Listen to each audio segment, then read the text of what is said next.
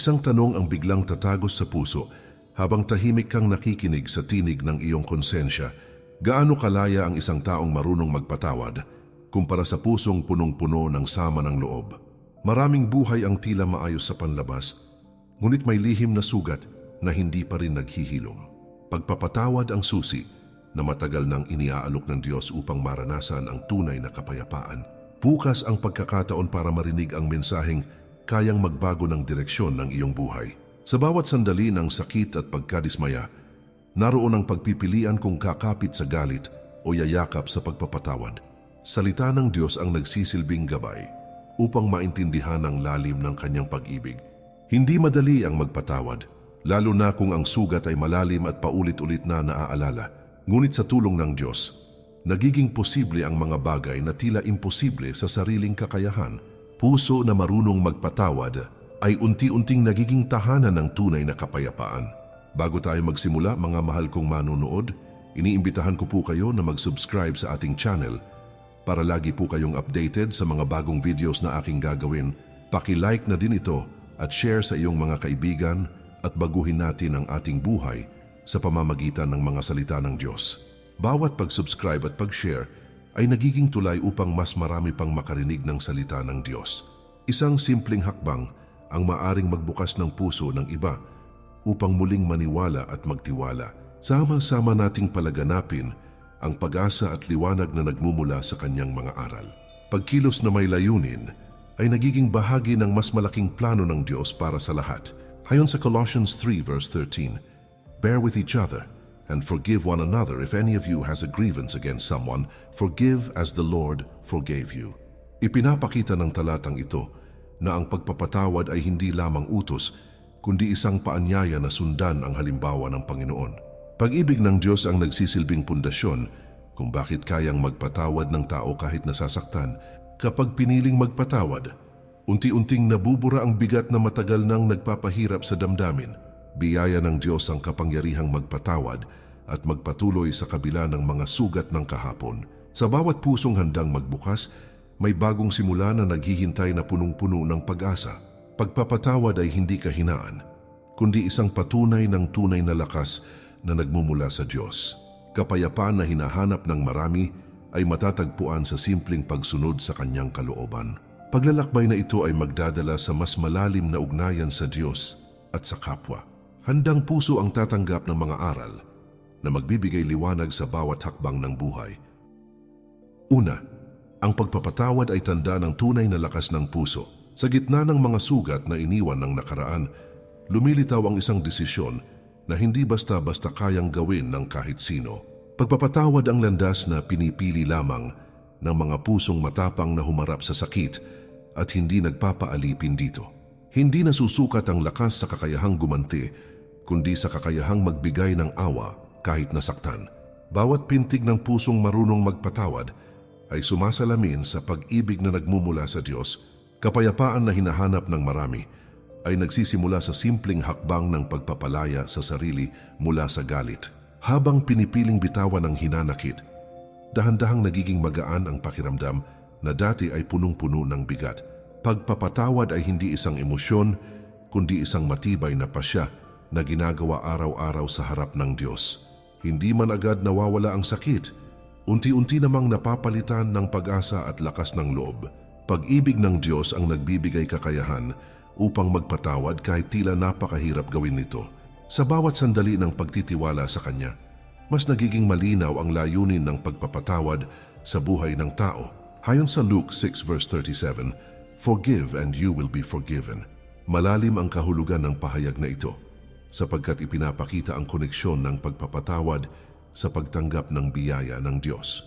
Kapag ang isang tao ay natutong magpatawad, nagiging bukas din ang kanyang puso sa kapatawaran mula sa langit. Hindi lamang kapwa ang nabibigyan ng kalayaan, kundi pati ang sariling damdamin na matagal nang nakakulong sa sakit. Biyaya ng Diyos ang patuloy na gumagabay upang maisabuhay ang ganitong uri ng pananampalataya. Pagpapatawad ay hindi nangangahulugang kinakalimutan ang nangyari, kundi pinipiling huwag hayaang kontrolin ng sakit ang buhay. Proseso ang paghilom na nangangailangan ng tiyaga at patuloy na paglapit sa Diyos sa pamamagitan ng panalangin. Habang lumalalim ang pananampalataya, mas nagiging madali ang pagbitaw sa mga bagay na nagpapabigat sa puso. Bawat hakbang ng pagpapatawad ay patunay ng pagtitiwala sa plano ng Diyos para sa mas maayos na bukas. Hindi kailanman pinababayaan ng Diyos ang pusong nagsusumikap sumunod sa kanyang kalooban. Sa bawat pusong pinipiling magmahal kaysa magtanim ng galit, nagkakaroon ng liwanag ang buhay na dati ay nababalot ng dilim. Pagpapatawad ay nagiging daan upang maranasan ang tunay na kalayaan na hindi kayang ibigay ng mundo. Relasyon sa Diyos ay lalong tumitibay kapag sinusunod ang kanyang utos na magmahal at magpatawad. Buhay na puno ng kapayapaan ay bunga ng pusong patuloy na nagpapakumbaba sa harap ng Panginoon. Pag-ibig na nagmumula sa Diyos ang nagbibigay saysay sa bawat sakripisyong kaakibat ng pagpapatawad. Ikalawa, ang pagpapatawad ay nagdudulot ng kapayapaan sa puso. Sa gitna ng magulong damdamin, may landas na tahimik na nag-aanyaya tungo sa kapanatagan ng kalooban. Pagpapatawad ang pintuan na nagbubukas sa isang pusong pagod na sa pagdadala ng sama ng loob. Hindi madaling tahakin ang landas na ito, lalo na kung sariwa pa ang sugat ng nakaraan. Gayunpaman, biyaya ng Diyos ang nagbibigay lakas upang unti-unting piliin ang kapayapaan kaysa galit. Sa bawat sandali ng pagbitaw, nararamdaman ang paggaan ng pusong matagal nang nabibigatan. Kapag hinayaan ng Diyos na kumilos sa loob ng puso, nagkakaroon ng kakaibang katahimikan na hindi maipaliwanag. Pagpapatawad ay nagiging simula ng paghilom na hindi kayang ibigay ng anumang bagay sa mundo. Hindi kinakailangan ang perpektong pakiramdam upang magsimulang magpatawad, dahil ang mahalaga ay ang kusang loob na desisyon. Habang lumalalim ang pananampalataya, mas nagiging malinaw ang halaga ng kapayapaan na nagmumula sa Diyos. Pusong payapa ay patunay ng presensya ng kanyang pag-ibig na patuloy na gumagabay. Ayon sa Philippians 4 verse 7, "And the peace of God, which transcends all understanding, will guard your hearts and your minds in Christ Jesus." Ipinapakita ng talatang ito na ang kapayapaan na nagmumula sa Diyos ay hindi kayang ipaliwanag ng isip ng tao. Kapag piniling magpatawad, nagiging bukas ang puso upang tanggapin ng ganitong uri ng kapayapaan. Hindi na kailangang kumapit sa galit dahil pinapalitan ito ng katiyakan na ang Diyos ang kumikilos. Pananampalataya ang nagiging sandigan upang maranasan ang kapayapaan na lampas sa anumang pag-unawa. Habang pinipiling magpatawad, nababawasan ang bigat na matagal nang nagpapahirap sa kalooban. Unti-unting nawawala ang pagnanais na gumanti at napapalitan ng habag at pag-unawa. Hindi nangangahulugang nawawala agad ang alaala ng sakit, ngunit nababawasan ang kapangyarihan nito sa buhay. Paglapit sa Diyos sa bawat panalangin ang nagbibigay lakas upang magpatuloy sa proseso ng pagpapatawad. Bawat araw ay nagiging pagkakataon upang mas maranasan ang kapayapaan na kanyang ipinagkakaloob. Pusong marunong magpatawad ay nagiging tahanan ng tunay na kagalakan at katahimikan. Hindi na kinokontrol ng nakaraan ang kasalukuyan dahil piniling magtiwala sa plano ng Diyos. Kapayapaan na nagmumula sa Kanya ay nagiging gabay sa bawat desisyon at hakbang. Buhay ay nagiging mas magaan kapag ang galit ay napapalitan ng pag-ibig at awa. Pagpapatawad ang susi upang maranasan ang uri ng kapayapaan na hinahanap ng bawat kaluluwa. Ikatlo, ang pagpapatawad ay nagpapalalim ng relasyon sa Diyos. Sa bawat sandaling pinipiling magpatawad, lumalapit ang puso sa tunay na kalooban ng Diyos na puno ng habag at pag-ibig. Pagpapatawad ang nagiging tulay upang maranasan ang mas malalim na ugnayan sa Kanya na hindi kayang ibigay ng mundo. Hindi lamang panlabas na gawa ang mahalaga, kundi ang pagbabagong nangyayari sa loob ng puso ng tao.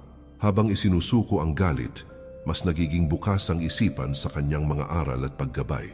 Relasyon sa Diyos ay tumitibay kapag sinusunod ang kanyang utos na magmahal, kahit sa mahihirap na sitwasyon. Sa bawat panalangin na may kasamang pagpapatawad, nararamdaman ang presensya ng Diyos na kumikilos sa tahimik na paraan. Pag-ibig niya ang nagiging inspirasyon upang ipagpatuloy ang kabutihan kahit hindi nasusuklian ng tama. Hindi madali ang magpatawad, ngunit nagiging posible sa pamamagitan ng biyaya na kanyang ipinagkakaloob. Unti-unting nababago ang puso habang patuloy na pinipiling sundin ang kanyang mga salita. Mas nagiging malinaw ang direksyon ng buhay Kapag ang Diyos ang sentro ng bawat desisyon, ayon sa Mark 11 verse 25, "And when you stand praying, if you hold anything against anyone, forgive them, so that your Father in heaven may forgive you your sins." Ipinapakita ng talatang ito na ang pagpapatawad ay mahalagang bahagi ng pakikipag-ugnayan sa Diyos. Kapag may kinikimkim na galit, nagiging hadlang ito sa daloy ng biyaya at kapatawaran mula sa langit. Sa pamamagitan ng pagpapatawad, nagiging malinis ang puso at handang tumanggap ng kanyang pagpapala. Pananampalataya ang nagtuturo na ang pagsunod sa Diyos ay nagdadala ng mas malalim na koneksyon sa Kanya.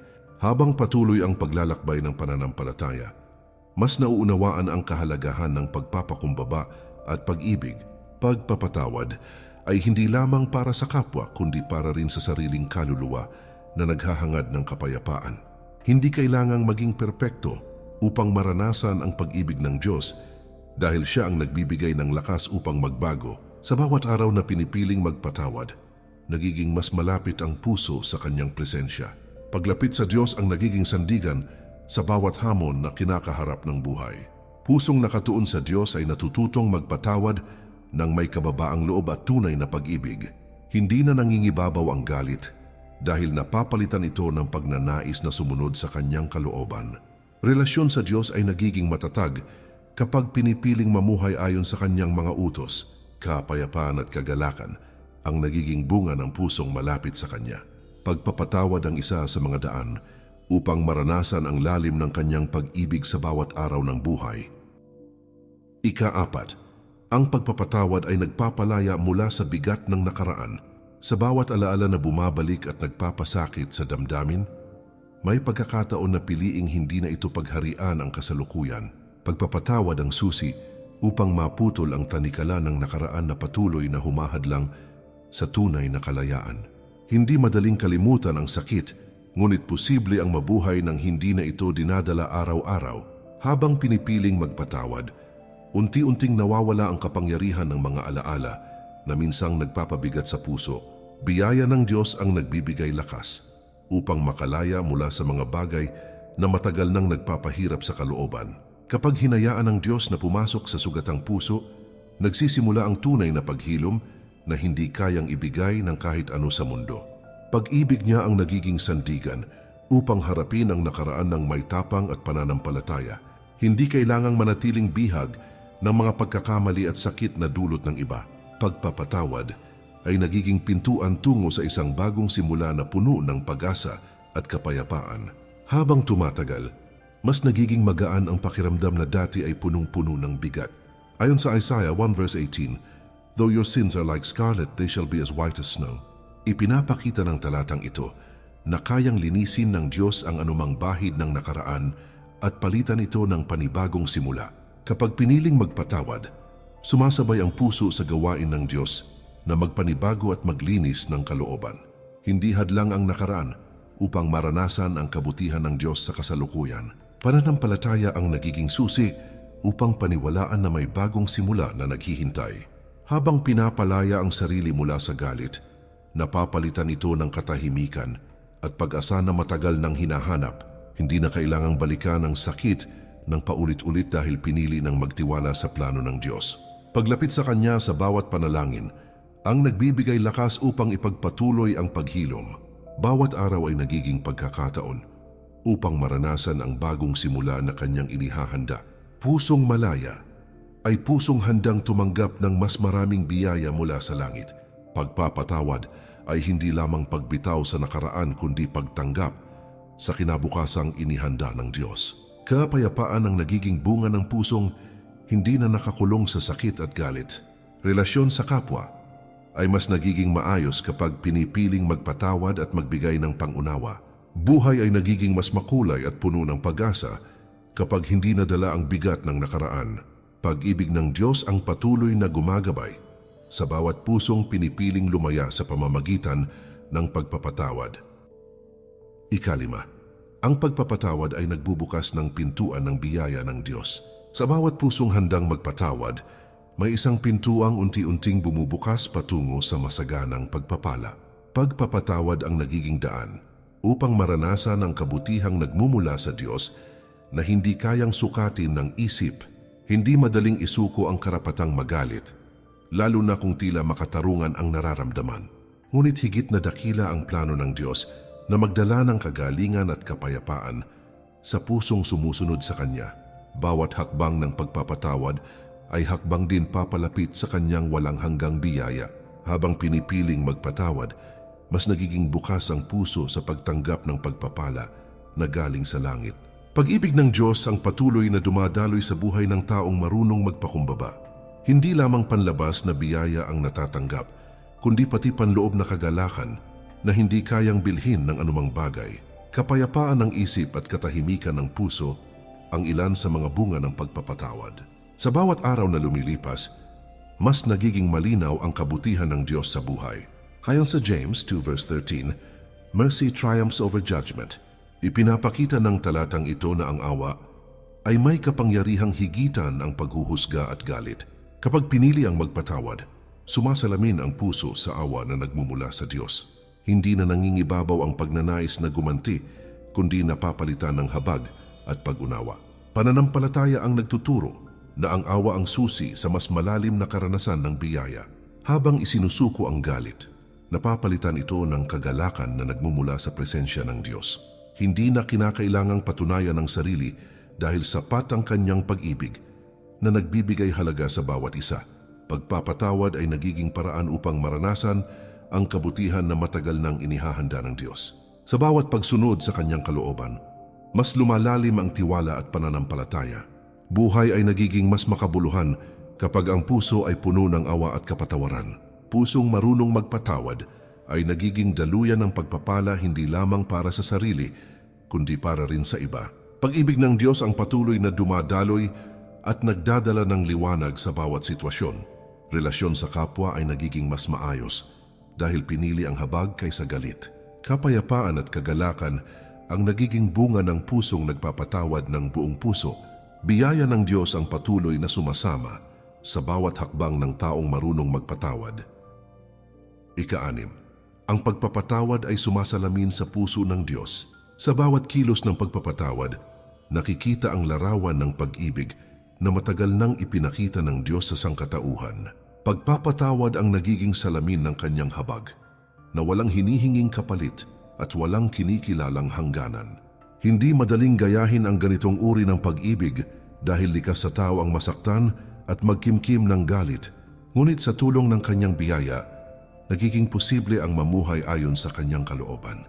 Bawat pusong marunong magpatawad ay nagiging patunay ng buhay na pinaghaharian ng Diyos.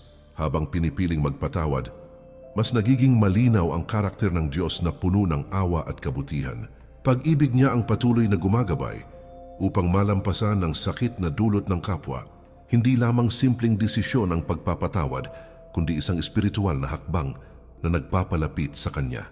Kapag ang puso ay bukas sa Kanyang gawain, unti-unting nawawala ang bigat ng galit at napapalitan ng kapayapaan.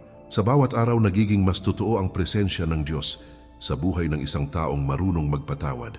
Ayon sa Psalm 86 verse 5, "You Lord are forgiving and good, abounding in love to all who call to you." Ipinapakita ng talatang ito ang likas na katangian ng Diyos na laging handang magpatawad at magmahal. Kapag piniling magpatawad, nasasalamin sa puso ang kabutihang nagmumula sa Kanya.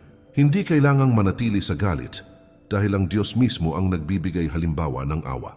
Pananampalataya ang nagtuturo na ang Kanyang pag-ibig ay sapat upang baguhin ang puso ng tao. Habang isinusuko ang hinanakit, mas nararamdaman ang presensya ng Diyos na nagbibigay ginhawa sa kalooban. Hindi man agad mawala ang sakit, may katiyakan na ang Diyos ay kumikilos sa likod ng bawat sitwasyon. Paglapit sa Kanya sa panalangin ang nagiging sandigan sa bawat proseso ng paghilom. Bawat hakbang ng pagpapatawad ay hakbang din patungo sa mas malalim na pagkilala sa Diyos. Sa ganitong paraan ang buhay ay nagiging mas makabuluhan at puno ng pag-asa. Pusong sumasalamin sa Diyos ay pusong handang magmahal kahit sa gitna ng pagsubok. Pagpapatawad ay nagiging daan upang maranasan ang tunay na layunin ng buhay na nakasentro sa Kanya. Relasyon sa kapwa ay nagiging mas maayos dahil pinili ang kabutihan kaysa galit. Kapayapaan ang nagiging bunga ng pusong sumusunod sa halimbawa ng Diyos. Pag-ibig niya ang patuloy na gumagabay sa bawat hakbang ng taong marunong magpatawad. Ikapito, ang pagpapatawad ay nagdudulot ng kagalingan sa sugatang puso. Sa bawat kirot na iniwan ng nakaraan, may pag-asa na unti-unting naghihilom kapag piniling magpatawad. Sugatang damdamin ay hindi agad gumagaling, ngunit nagkakaroon ng lakas kapag isinuko sa Diyos ang sakit. Pagpapatawad ang nagiging simula ng paghilom na hindi kayang ibigay ng anumang bagay sa mundo. Habang pinapalaya ang sarili mula sa galit, dahan-dahang napapalitan ng katahimikan ang pusong pagod na.